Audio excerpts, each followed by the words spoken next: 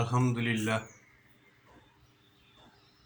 নাহমাদুহু ওয়া নুসাল্লি আলা রাসূলিল কারীম ওয়া বা'দ আউযু বিল্লাহি মিনাশ শাইতানির রাজীম বিসমিল্লাহির রহমানির রহিম কাওলুম মা'রুফুন মাগফিরাতুন খায়রুম মিন সাদাকা। কোরআনের কথা বলা, ভালো কথা বলা দান সদকা থেকে উত্তম। সাদাকাল্লাহুল আযীম। প্রিয় দেশবাসী, আসসালামু আলাইকুম ওয়া রাহমাতুল্লাহি ওয়া বারাকাতুহু। আজকে বলছিলাম কোরআন অধ্যয়ন নিয়ে কথা বলা হবে, সেহেতু দুটি কথা বলতে হয়। কোরআন কেন পড়ব, আর এটি নাজিল করা হয়েছেই বা কেন?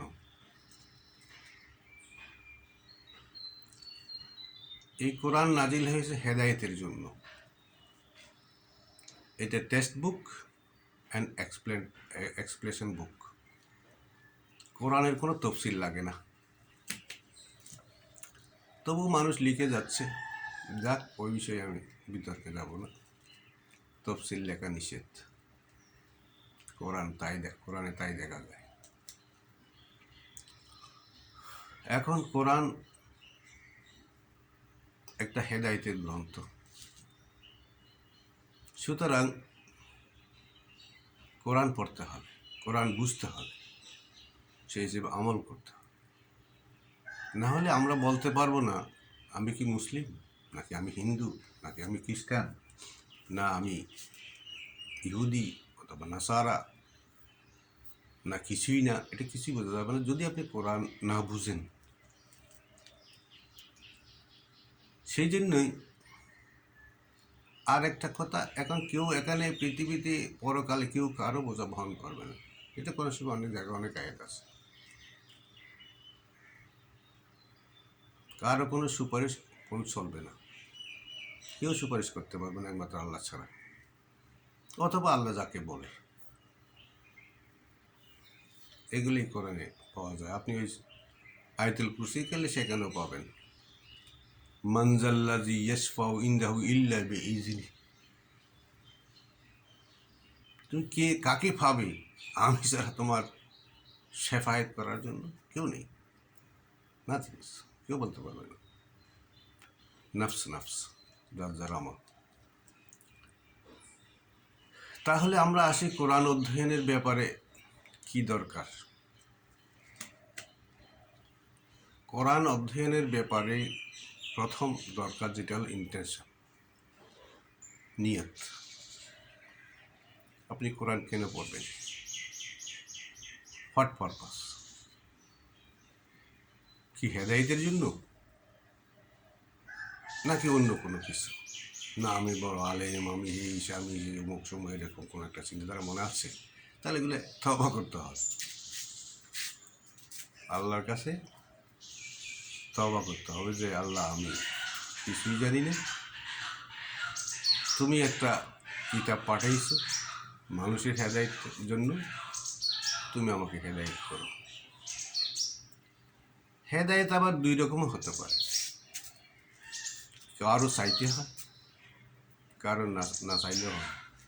সেটাও কোরআন শরীফ বলছে, আল্লাহু ইয়াহদি মান ইয়াশাউ ইলা সিরাতিন মুস্তাকিম। আল্লাহর যাকে ইচ্ছে তাকে হেদায়েত করতে পারে, না চাইলেও পাবে, আবার কারো চাইতেও পাবে। কেউ চাইলেও পাবে, আবার কেউ না চাইলেও পাবে। সেটা সস্তা দিচ্ছে। তাহলে আসুন দেখি কোরআন আমাদেরকে কোরআন পড়ার জন্য কি কি নিয়ম পদ্ধতি দিয়েছে। সেখানে আমরা কোরআন পড়তে গেলে দেখা যায় তিনটে শব্দ আসছে। কারা মানে পড়া বা রিড, রাথালা বিন্যাসভাবে পড়া, আর তেলাওয়া। এতে তিনটে শব্দ দেখা যায় কোরআন শরীফে। পড়া তো আমরা বুঝি, যেটা কারা, আর রাথালা সেটা সুবিন্যস্তভাবে পড়া। ওয়ারাত্তিলিল কোরআন তারতিলা, বিন্যাস বিন্যাস করে পড়ো। আর তেলাওয়া সেটা আবৃত্তির মতো পড়া, সেটাকে তেলাওয়া বলে, আমি যতটুকু বুঝি আর কি। তাহলে আরও কি আছে? আছে হেদায়েত। কোরআন হেদায়েত করবে কাকে? যারা কোরআন পড়তে পারেন তারা সূরা বাকারা নাম শুনছেন, তো প্রথমেই আছে সূরা বাকারার 2য় আয়াত, জালিকাল কিতাবু লা রাইবা ফীহি হুদাল লিল মুত্তাকিন। কোরআন হেদায়েত করে মুত্তাকিদের। মুত্তাকি না হলে হেদায়েত পাওয়ার কোনো প্রশ্ন আসে কিনা আমি জানি না, বাকি আল্লাহু আলেম। তো মুত্তাকি কি? মুত্তাকি এটা আছে তাকওয়া থেকে বা তাকা, ওয়াকা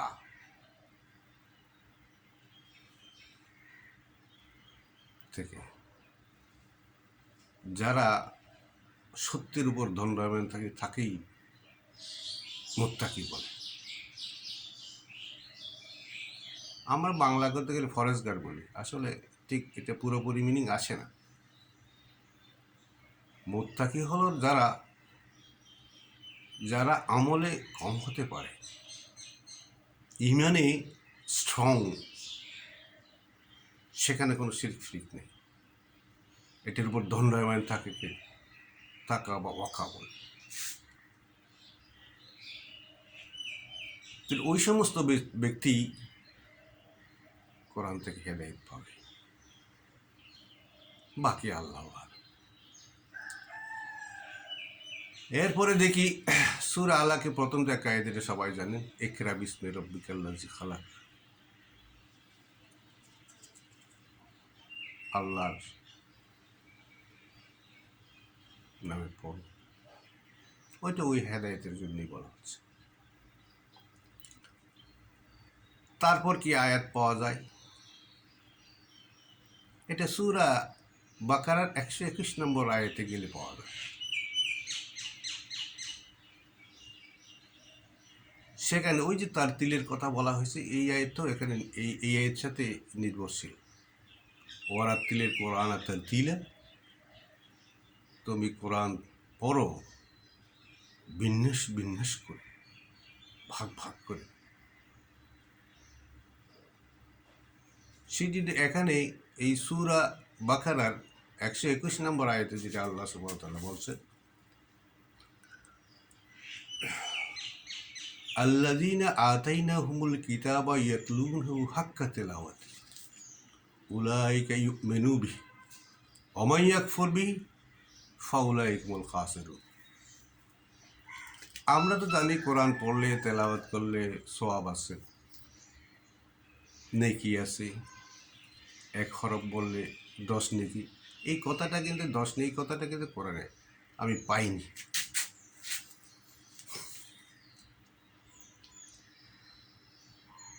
এবং কোরআন পড়লে সওয়াব হবে এরকম কোরআন আয়াতটুকু আমি পাইনি। যদি কেউ পেয়ে থাকে তো আলহামদুলিল্লাহ, আমাকে নোটিশ করবেন, আমি আল্লাহর কাছে তওবা করব। কারণ এটা হেদায়েতের বই, আপনি সওয়াব পাবেন ভালো আমল করলে। তাহলে যে ওইটা বলছিলাম ওরা তিলিল তোর কোরআন তার তিলা, সেটি এখানে ইনক্লুড করা যায়। আল্লাযীনা আতাইনাহুমুল কিতাব, যাদেরকে আমরা বা আমি কোরআন দিয়েছি, ইয়াতলুনাহু, এটা কিন্তু তেলাওয়া শব্দ, ইয়াতলু তেলাওয়া শব্দ, হাক্কা তেলাওয়াতি,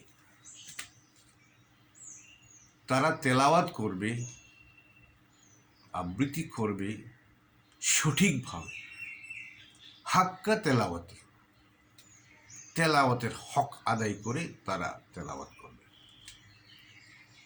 উলাইকা ইউমিনু বিহি, যদি এরকম করে পড়ে তারা, তাহলে তার উপরে বিশ্বাস স্থাপন করতে পারবে, তার এটা বুঝতে পারবে এবং আমলও করতে পারবে। ওয়া মান ইয়াকফুর বিহি, যারা এই কাজ করবে না, ফাউলাইকা হুমুল খাসিরুন, অতঃপর তারা ক্ষতিগ্রস্ত। তো আমরা তো জানি কোরআন পড়লে 10টা দেখি করে প্রতিশব্দে পাওয়া যায়। এখানে বলতেছে কোরআন ঠিক মতো না পড়লে ক্ষতিগ্রস্ত হবে। ক্ষতিগ্রস্ত কি হবে সেটা আমার বয়ান করার বিষয় না, সেটা আপনার ব্যাপার এবং আল্লাহর ব্যাপার।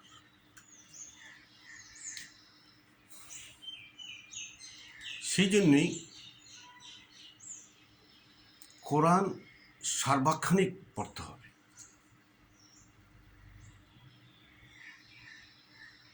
কারণ আমরা ভুলে যাব। এক তো আছে মানব শয়তান এবং জিন শয়তান, দুইটাই আমাদেরকে ওয়াসওয়াসা দেয়। এটা কোরআন শরীফে আছে, শায়াতিন ও জিন্নি ওয়াল ইনস, জিন শয়তান আর মানব শয়তান, এই দুইটাই, আর এবং নফস শয়তান, এই তিনটেই আমাদেরকে মিসগাইড করে। সেজন্যই তাহলে তেলাওয়াতের হক আদায় করে পড়তে হবে, নাহলে ক্ষতিগ্রস্ত। তো এখন তেলাওয়াতের হক বিভিন্ন তফসিরকারী কি বলছে।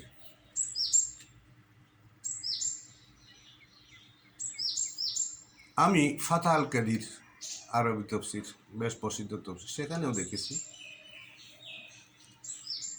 সেখানে তেলাওয়াতের হকের বেলায় 4টা জিনিস ইউজ করেছে। সঠিকভাবে পড়া 1, বোঝা 1, 2, আমল করা 3, এবং দাওয়াত দেওয়া বা তবলিগ করা 4। দাওয়াত এবং তবলিগ না দিলে, না করলে, এটা একটা ফরজ ইবাদত, কোরআন শরীফে আয়াত আছে অবশ্যই, তাহলে ইবাদত কবুল হওয়ার প্রশ্ন আছে। আর এটা না করলে আপনার ঈমানও ধরে রাখতে পারবেন না।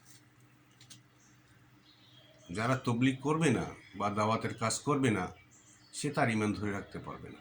ওই যে 3 শয়তান, জিন শয়তান, মানব শয়তান, নফস শয়তান, এই 3 শয়তান আমাদেরকে খেয়ে ফেলছে এবং খেয়ে ফেলবে।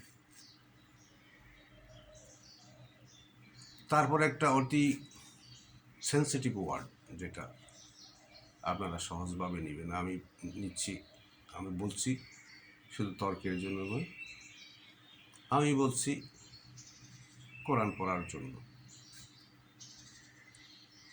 আমাদের দেশে কোরআন ছাপানো হয়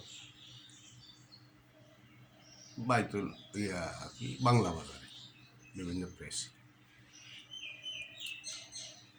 এবং সেখানে কোরআন শরীফের প্রথমেই অনেকগুলি শর্ত দিয়েছে।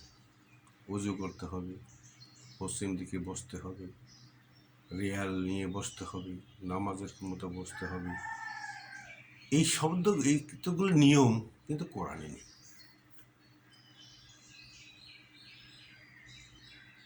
যদি থাকে, কেউ পেয়ে থাকেন, আমাকে নোটিশ করবেন, আমি জানবো, আল্লাহর কাছে ক্ষমা চাইবো, আপনার জন্য দোয়া করব।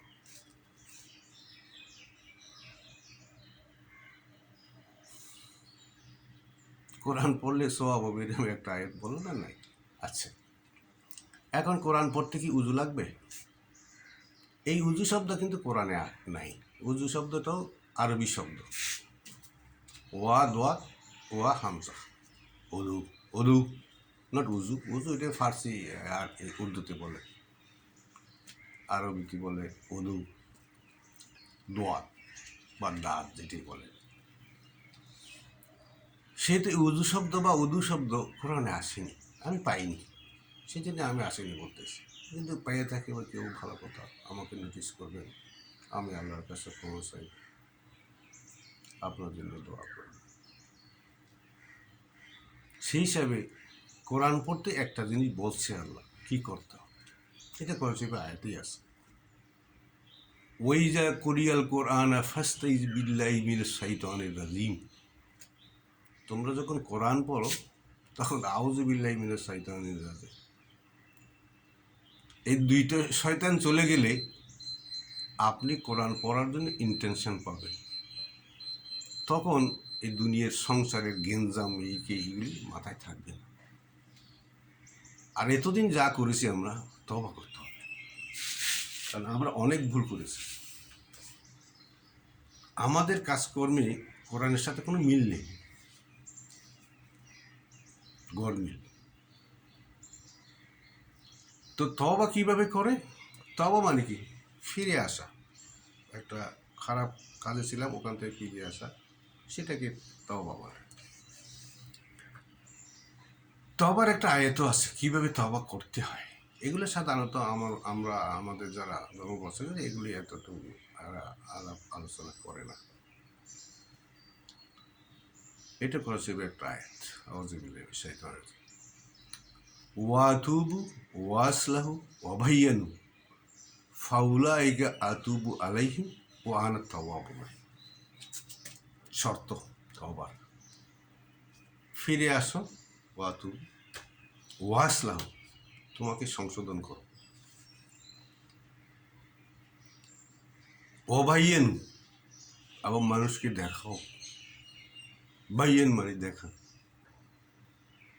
স্পষ্ট। বাইয়ান সেটাও স্পষ্ট মিনিং হতে পারে।